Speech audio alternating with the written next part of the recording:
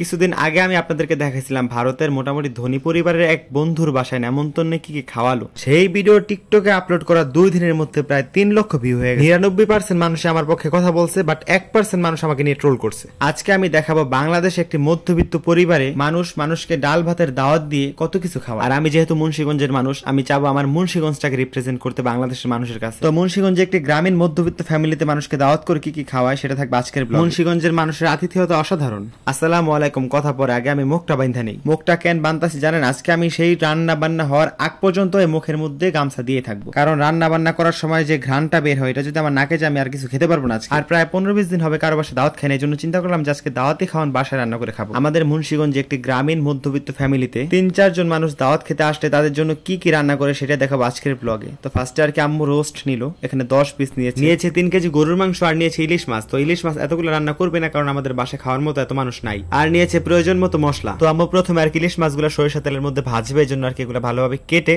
মেখে রাখলো মশলা দিয়ে। তো ইলিশ মাছগুলা মশলা দিয়ে মেখে কিছুক্ষণ রেখে দিল। এখন আর কি রোস্টের মধ্যে হালকা মশলা দিয়ে কিছুক্ষণ রেখে দিবে। এগুলা মশলা মাখানোর পর এখন রান্না করতেছে গরুর মাংস। তো মশলাটা কষায় আর কি গরুর মাংসটা বসাই দিল। তো এটার কি দেখামো, গরুর মাংস ভিডিও তো বহুত দেখছেন আপনারা আমার পেজের মধ্যে। মেহমানরা কিন্তু গরুর মাংস খাওয়ার টাইমে একটু হাড়সহ মাংস খুঁজে। তো যখন মাংস কিনে আনবেন একটু হাড়সহ মাংসগুলো আনবেন। আমরা সব বাঙালিরা করি কি জানেন, খাইতে গেলে খুঁজি হাড্ডি আর কিনতে গেলে খুঁজি মাংস। এই স্বভাবটা চেঞ্জ করতে হবে। আর আজকে আমি ডিসাইড করছি আমি রান্না করার ধারে কাছেও আসবো না, কিন্তু আম্মু বললো কিছুক্ষণের জন্য ভিডিও করে জায়গা। তো গরুর মাংস রান্না শেষে আম্মু ইলিশ মাছগুলো আনাম ভাজতেছে, এখন আর কি রোস্ট গুলো রান্না করতেছে। তো আমি রান্না করে না আসার কারণ হলো মুখের মধ্যে গামছাটা পেঁচা রেখে না গরমে আমার অবস্থা খারাপ হয়ে গেছে। আজকে জাস্ট আমি কয়েক সেকেন্ডের জন্য রান্না করে গেছি। কেন জানেন? কারণ আমি যদি রান্না করে বারবার যাই কিছু একটা খাবার টেস্ট করি তাহলে আমি আর পরে খেতে পারবো না, ওই ঘ্রাণে পেট ভরে যাবে। এখন আমি ডাক্তারছে বলতেছে পোলাও রান্না করতেছি, ভিডিও নিয়ে যাই। আমি না করতাম না। কেন করতি না?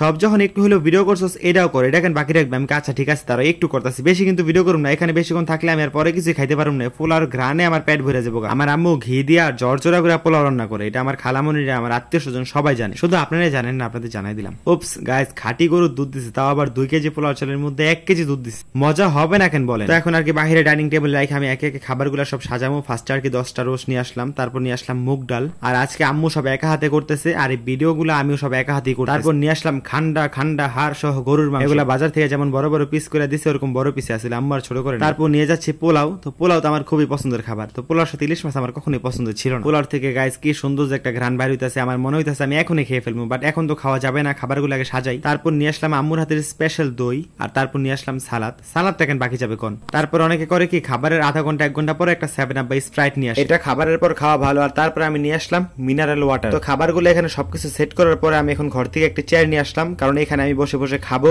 তো আপনাদেরকে খাবারগুলো আরেকবার দেখাই। এটা হলো মুগ ডাল, এটা হলো রোস্ট। অনেকে হয়তো ফ্রাই বাজে, বাট আমার কাছে ফ্রাই থেকে রোস্টটাই মজা লাগে। তো এই যে এখানে রান্না করছে পোলাও। তো পোলাওর মধ্যে আস্ত ইলিশ মাছ ভাজাগুলা দিয়ে দিছে, আর এই যে আম্মুর হাতের দই, সবই তো আম্মুর হাতের। আম্মু আমার বলতেছে এতগুলা খাবার দুপুরা বেলা বাইরে রাখছোস, তোরে ভূতে টুতে ধরবো। আমি কই না ধরবো না, আর কিছুক্ষণ তো। তারপর আম্মু খাবারগুলো সব ঢেকে রাখছে, এরপর আমি গোসল করে ফ্রেশ হয়ে খেতে বসে পড়লাম। আর আজকে আমাদের বাসার অতিথি আমি নিজেই। এখন আপনারা হয়তো বলতে পারতেন যে কাউরে দাওয়াত দিয়ে হয়তো ভিডিওটা করতে পারতেন। এখন গাইস আমি একটা ব্লগ বানাবো যে একটা মধ্যবিত্ত ফ্যামিলিতে কিভাবে অতিথি আপ্যায়ন করে। এখন যদি আমি কাউরে দাওয়াত দিয়ে খাওয়াই, ওই ক্ষেত্রে আমি ভিডিওটা করলে আমারও আনিজি লাগবো, তাদেরও আনিজি লাগবে। তো দাওয়াত দিয়ে খাওয়াই না খাওয়াই এটা তো আমরা জানি। আর এই খাবারের মধ্যে আমি আর কয়েকটা মাছের আইটেম যোগ করতে পারতাম, বাট আমি করিনি, কারণ সবার ক্ষেত্রে এক না ব্যাপারটা। তো সবার ক্ষেত্রে সবাই যতটুকু করতে পারে অতটুকু আমি দেখাইলাম। তো ফার্স্টে আর কি আমি একটু পোলাও নিলাম, তারপর আমি নিতেছি রোস্ট। এই রোস্ট পোলাও আপনারা তো জানেন আমার কত ফেভারিট একটা খাবার। সত্যি গাইস আজকে আমার মনে হইতেছে যে আমি কারো বাসায় দাওয়াত খেতে আইছি, কারণ যখন আম্মু খাবারগুলো রান্না করছে আমি তো আমার নাক ঢেকে রাখছিলাম, কোনো ঘ্রাণ পাই নাই, উপরে উপরে কোনো ঘ্রাণ পাই নাই। এই জন্য আর কি খাবারের ফ্লেভারটা আমি এখন পাইতেছি। তো আমার কাছে মনে হয় যে খাবারটা এখন মজাই লাগবে। তো একটা মধ্যবিত্ত ছোট্ট ফ্যামিলিতে যখন মেহমান আসে 2-3 জন, তখন বাসায় কিন্তু এরকম 8-10টা রোস্ট রান্না করে। ওই ইন্ডিয়ানদের মতো গইনা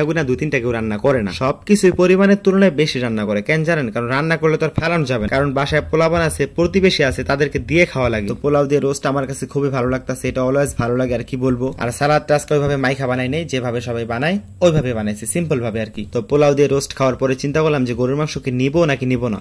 পরে চিন্তা করলাম যেহেতু ভিডিও করছি ছোট্ট একটা পিস নিয়ে খাই, না খাইলে খারাপ দেখা যায়। এই জন্য আর কি আমি একটা হাড় সহ মাংস নিলাম, আর আমি যতটুকু দেখতেছেন আমি এতটুকু খাবো, আর খাবো না। তাও আমি কিন্তু মাংসের ঝোল একেবারে নিই নাই, এটা মানে না খাওয়ার মতোই একটা অবস্থা। ঝোল ছাড়া গরুর মাংস গাইছে আমার কাছে কখনই ভালো লাগে না, তাও আজকে ঝোল ছাড়া খাইলাম। এখন গরুর মাংস দিয়ে ভাত খাওয়ার পর একটু পানি খাওয়ার পরে আমি একটু মুগ ডাল নিলাম। মুগ ডাল দিয়ে পোলাও দিয়ে লেবু দিয়ে রোস্ট দিয়ে তো অলওয়েজ বেস্ট, অলওয়েজ। আর সাথে যদি একটু মাখা সালাদ হয়, ওই যে কয়েক রকমের সস দিয়া, তাহলে তো কথাই নেই। আজকের ভিডিওতে আমি আপনাদেরকে এটাই দেখালাম যে আমাদের বাংলাদেশে কোনো অতিথি আসলে খাবারের সব আইটেম গুলা সামনে দিয়া দেয়, বেশি বেশি করে, আলাদাভাবে কিন্তু খাবার বেড়ে দেয় না, পিস পিস করে হিসাব করে। আর খাবার শেষে দই এরকম হাড়ির সামনে দিয়ে দেয়, যতটুকু মন চায় লয়ে লয়ে খান। তো দইটা খাবো কিনা চিন্তা করতেছি, দইটা ফ্রিজে ছিল, তো ফ্রিজে যে জিনিসটা একবার ঢোকে ওই জিনিসটা আমি আর খাই না, বাট দইয়ের স্বাদটা কিন্তু একেবারে অমৃতের মতো। আর খাবার শেষে কিন্তু একটা পানি জাতীয় আইটেম থাকেই। তো এই হলো আমাদের সাথে ভারতীয়দের সাথে পার্থক্য। তো আজকের ভিডিওটি ছিল এ পর্যন্ত। সবাই ভালো থাকবেন এবং আমার ফেসবুক পেজটি ফলো করে রাখবেন। আল্লাহ হাফেজ।